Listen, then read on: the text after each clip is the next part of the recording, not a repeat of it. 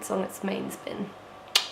Hi everyone, I'm back. The last reflection I did was an audio-only reflection, and whilst there was a reason for that, I never actually got to the point of it, and so it transpires that a video reflective journal is better at this point in time.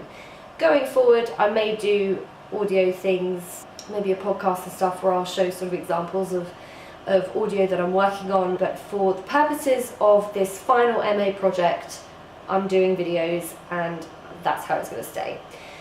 So today is the 24th of September. It's a few days since I did my assessment for the project. So this project you work on and you have sharing sessions, which I've mentioned in previous videos, and then before your final handing you have an assessment, and this is for people who have a performance element to their piece. Now mine didn't have any live performers, it didn't have anyone in the space apart from the listeners, but it needed to be in a pitch black environment, and so I got people to come into a studio, turned all the lights off, managed to get it as pitch black as possible, and then people experienced it in the way that I hoped. The assessment was stressful, and this is due to the fact that you have a certain amount of time for this project, and at the beginning, I think I started these maybe in June or July.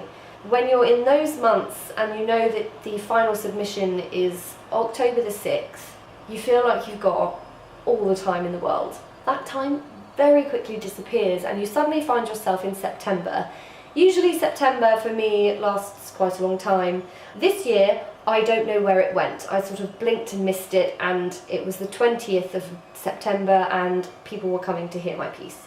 I was working on the piece up to the last minute that I could possibly without passing out from tiredness the day before. Nothing like a little bit of last minute preparation. And this probably affected the piece somewhat because it would mean that certain parts and certain elements of the sound design would have been quite rushed. But considering where I've come from, which is a complete novice, I'd never designed a sound piece before, I was very new to immersive audio and immersive theatre, and I also wanted, I think I mentioned in previous videos, I wanted to create a piece that was built wholly on organic sounds, or sounds that I have recorded myself. I hadn't fallen back on a sound library, and that was quite an important aspect of my practice. It had to be all created by me, and I needed to know and find out what I could do with specific equipment and what I could do as a practitioner in sound with stuff that I've recorded. And I'm very proud of that part of everything. I think overall I've recorded about 250 sounds just from around the house and outside, and I implemented a large number of those into this sound piece. And actually the assessed version that I had on Wednesday there were only 2 sounds and a song that I hadn't created. Everything else was created by me, and this was a 15-minute piece. Reactions I got from a variety of different people at home, people on the course, and also the tutors, was relatively positive. Everyone knows that I hadn't done this before, and most of the reactions were as I'd hoped they'd be. A lot of people mentioned that it gave them chills, it gave them shivers. They couldn't work out whether I was in the space or not, and that is exactly the kind of thing that I was going for. It was a really, really long, really stressful day, due to the nature of the piece, due to the budget. We only had £50. We had £50 for this final project, and if you're doing quite a technical thing, 50 quid doesn't get you an awful lot. So what I used the budget for was to get some red torches.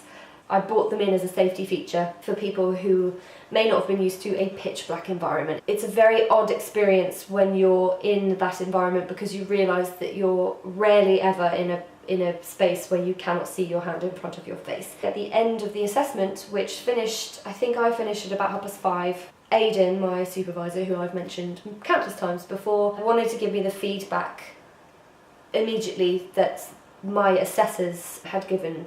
And I'm not gonna lie, I was in a very fragile state at that point, incredibly tired, incredibly stressed, because I knew, even though we'd just been assessed, I still had a couple of weeks to get these reflections done, to wrap the whole project up and get it handed in on the 6th of October. Then I had the feedback and I had a meltdown. Not because of anything that was said. I think I had busted my gut to create what I'd created, and the feedback was not shocking. Shocking is probably the wrong word. I think what it was a really hard thump to the ground of reality. I had spent many an evening, many a weekend, day and night, surrounding myself in this environment that I was trying to create through audio. And I think I actually lost sight of what I was doing. I was happy with what I was doing, I was using my sounds. It was actually quite a linear movement in terms of the sound, and character development was being built. And then I got the feedback and I realised that what I was doing still wasn't enough. That is actually just the nature of an MA. You think you've got there, but it still isn't. It's still not enough. You then have to push and dig deep and dig hard to finish off this project. Forgive the washing machine downstairs, by the way, because it's just, I can't do anything about it. The feedback given to me, even though I had a meltdown and was crying in front of Aidan, which I'm not going to apologise for, because I think that only really shows my passion for the project, and it shows my drive and the fact that I'd pushed myself and still wasn't at a good point, I suppose. So the feedback was that I had to build it more.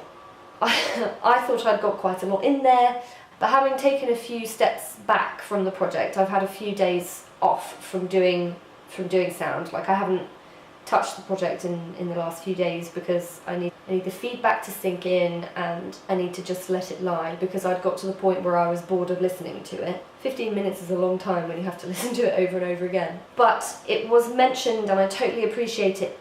And I did appreciate it at the beginning, but I think I didn't really show that because of, tears. But it was suggested that I need to build in some more texture, so sonic textures. Footsteps, to a point. I don't want it to sound naff, but footsteps would be great just to help with the whole journey of it. Aidan explained that whilst you're in that environment, it felt like it was floating, and if you're also in the pitch black, it's very difficult to be grounded, and that probably doesn't help people experience it very well. So footsteps, even the way fabrics move when you're in a space, how tight the space is, so the reverb hitting the walls, what textures are there in a labyrinth, what textures are there in a church that's collapsing. Build and build and build. And it was also suggested that to do that, I now fall back on a sound library, which was gutting because, my practice is organic sound design, and that is something that I've finally realised through this whole project. However, I didn't get the textures in there. So I now have to fall back on a sound library, which isn't a bad thing because I can still manipulate the sounds that I use to make them sound like I want them to in the space. But it means that it's just a little easier for me to build some more layers without having to spend a long time out in the world recording. To get 1,000 sounds recorded with a contact mic and other things would take a good few months. It's just, as with everything, this project is time sensitive.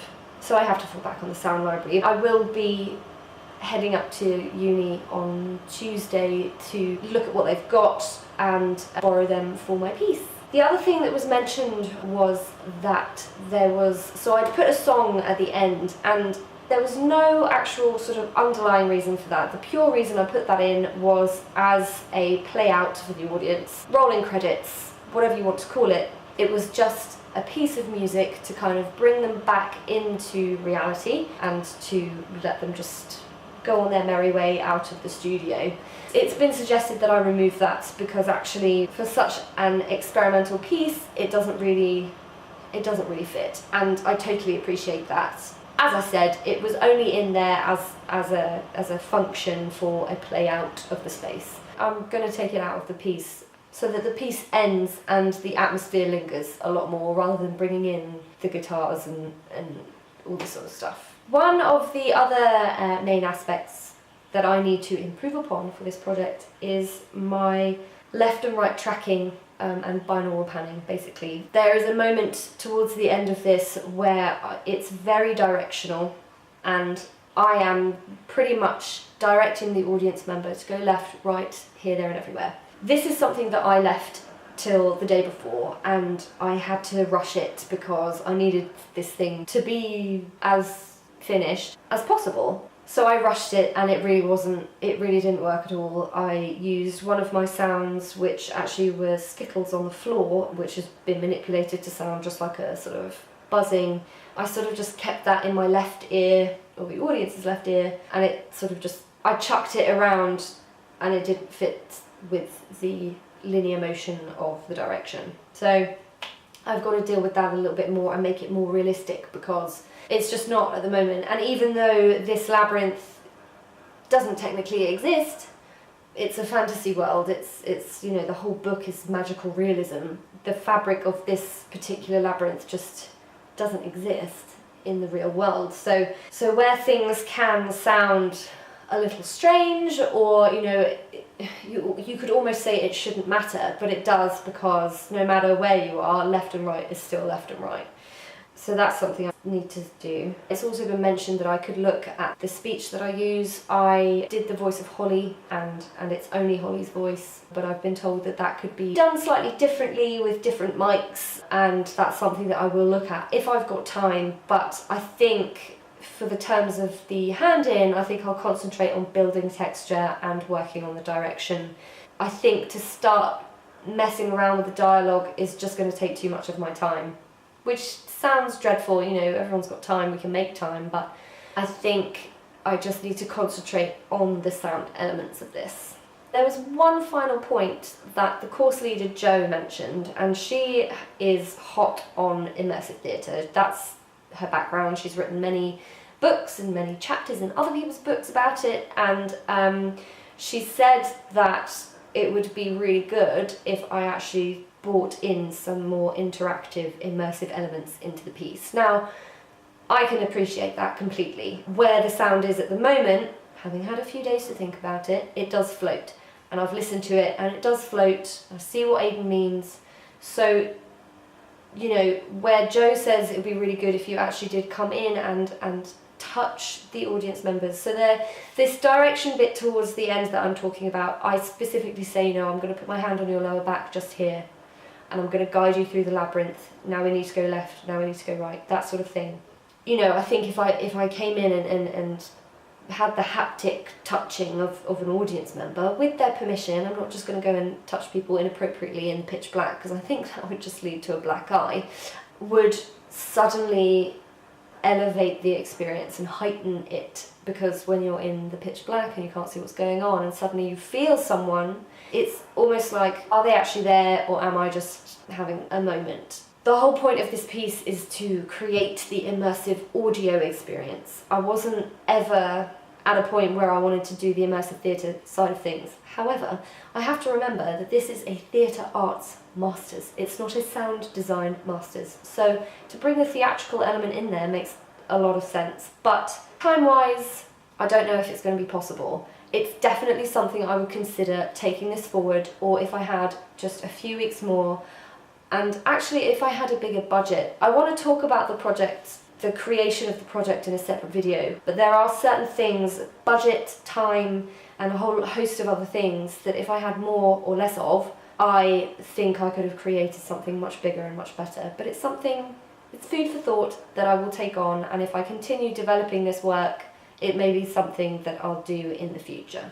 But I will talk about the creative process in a separate video. So that was the feedback given, and although I didn't take it very well initially, I think Aidan understands why though. It was stressful, it was tiring, and I busted my balls to get where I was. I've now had a chance to reflect on the feedback. I've had a chance to listen to the piece and to sort of pretend that I'm hearing it for the first time. and I now have a sense of what I'm going to add. And certain things that I've read recently, which I'll talk about in the research video, but it's sonic textures, sonic personalities, and I think these will really significantly improve the layering that they want.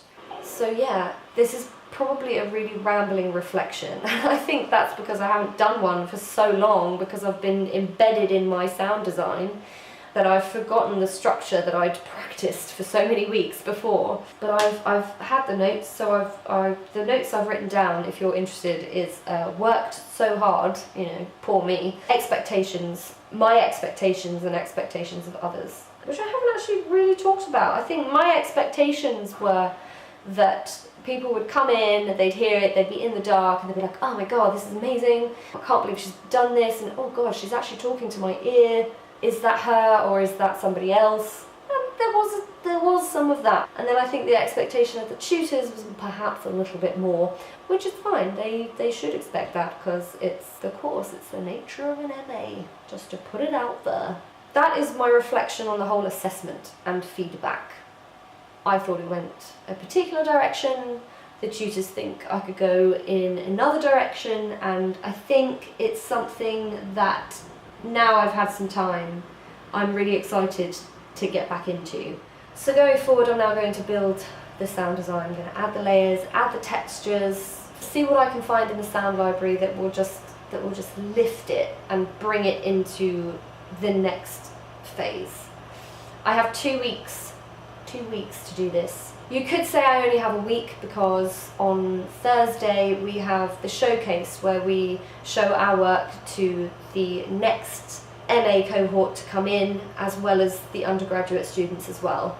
It's sort of a celebration of our year to show what we've been doing, and as much as I would love to be able to show a new and improved piece, I think at this point it will just be better to show them the original piece as it was, because it wasn't received badly, it was received really well, and that's what I'll show them, because that takes off a little bit of pressure from me to try and get everything done in so many days. It then means that I'm not concentrating on creating something new really quickly. I can simply just build on this soundscape. I also need to do these reflective journals. Ta-da! Following the showcase, I think I'll do a creative process reflection to talk about how I came up with what I did, where it's gone, how I actually had it in the space, because I realise I haven't spoken about that, and there are a few things that I need to talk about. So yeah, that's that. So I hope that this has been